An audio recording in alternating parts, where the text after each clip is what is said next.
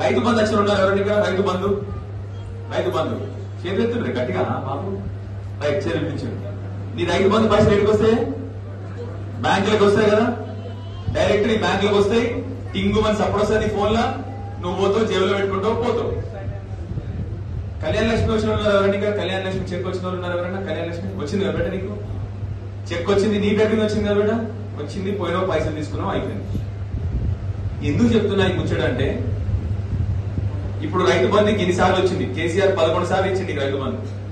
ఎవరికైనా రూపాయలు ఇచ్చినావు నువ్వు? ఇయలే కదా, రూపాయి అవసరం రాలేదు. ఎందుకు? డైరెక్ట్ ఇది బ్యాంకులకు వచ్చింది. మా అమ్మలకు 10 సంవత్సరాలు పెన్షన్ వచ్చింది. ఎవరైనా పోయి అప్లికేషన్ పెట్టుకొని చేయి దాకినా ఎవరికన్నా? లేదు.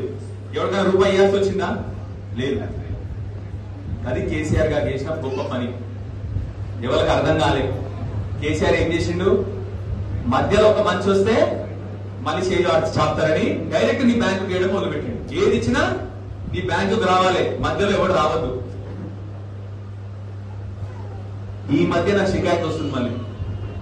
ఇందిరం మిల్లుకు ఒక రేట్ అట, దాని పేరు ఇంకోటి మన రేషన్ కార్డుకు ఒక రేట్ అట.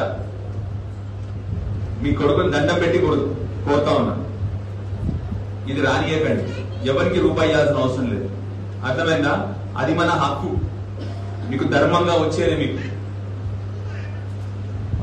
రూపాయి ఎవడైనా అడిగితే, ఎవడైనా రూపాయి అడిగినా ఈ ముచ్చట మంచిగా ఉంది. రోగలు ఉండదు మన ఇంట్లో, రోగల బండి ఉందా అందరి కదా, ఇంకా తీసేసారు, గ్రైండర్ పెట్టేది అందరూ. రోగల బండి ఉన్నది కదా, ఆ రోగల బండి తీసి మన తల మీద కొట్టి నా పేరు చెప్పుర్రి, నేనే స్టేషన్ జైలుకి నేను పోతా, నా పేరు చెప్పుర్రి.